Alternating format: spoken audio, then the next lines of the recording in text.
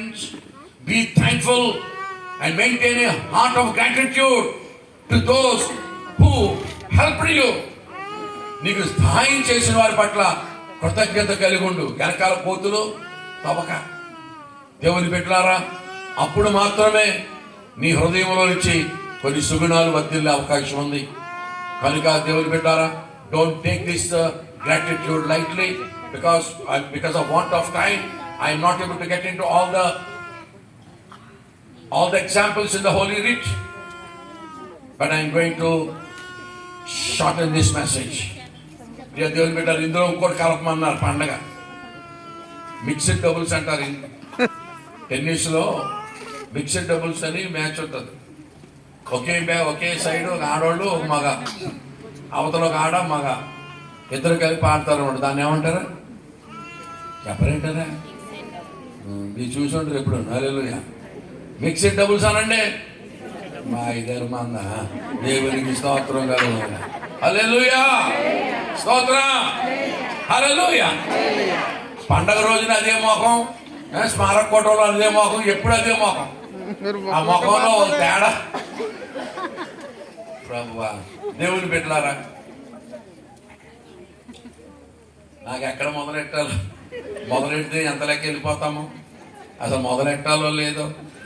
ఏమండి, ఇప్పుడు నా వైపు మీరు కనుక వరద బాధితుల్లో చూశారనుకో, దీని తర్వాత భోజనం ఉందంటే ఆ సంగతి తెలియదు నాకు.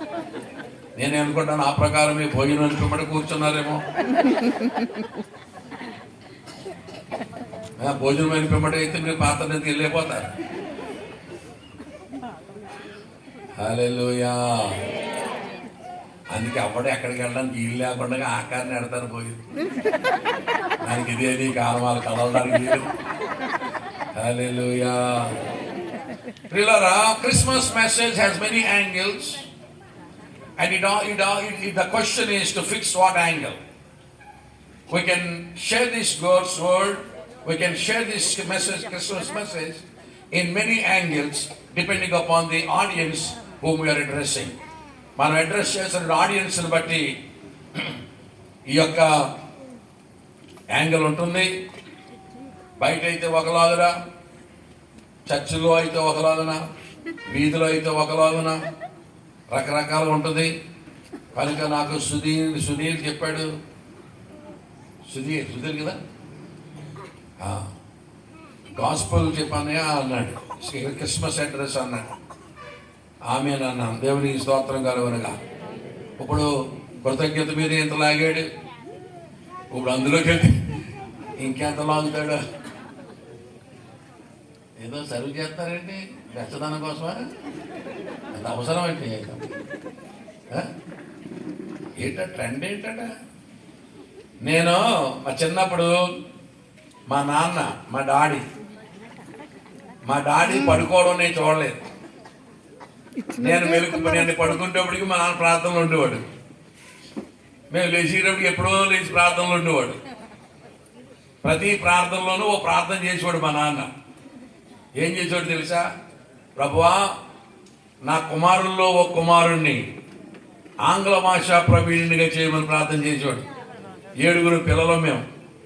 నా కుమారుల్లో ఓ కుమారుణ్ణి ఆంగ్ల భాషా ప్రవీణునిగా చేయమని మా నాన్నగా చేసేవాడు ప్రార్థన. ఈ 7 ఆ ప్రార్థన లాటరీ మనకు తగిలేసింది. దేవునికి స్తోత్రం కలుగునుగా. ఇది లక్కీగా లాటరీ మీద వచ్చింది. ఇది మన ఇంగ్లీష్ మీడియం చదవలేదు. ఏమంటే చదివిందంతా దొంపలు పడి, ఏమంటే నంబర్ 1 దొంపలు పడి. దేవుని కృప. అలాగే మా నాన్న ఏం చెప్తున్నాడు, కప్పు చూసి మా నాన్న అన్నాడు చిన్నప్పుడు, అరే నేను కాఫీ టీ తాగను నా పిల్లలారా, నా కుమారులారా, నేను కాఫీ టీ తాగను, నాకు అలవాట్లేదు, నన్ను పోలి ఎవరు ఉంటాడు అన్నాడు మా నాన్న.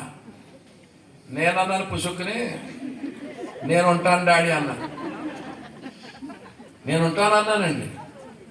ఆ మాటకి అప్పటి నుంచి ఇప్పటికి ఎన్ని దేశాలనే తిరిగాం, కానీ టీ తాగలేదండి.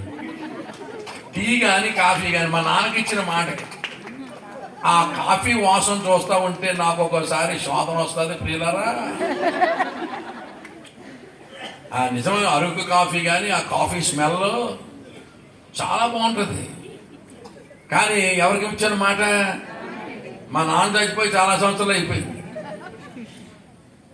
కానీ మా నాన్నకి ఇచ్చాను, నాన్న నేను తాగనన్నా. చాలా కోల్డ్ కంట్రీస్లో వెళ్ళాను,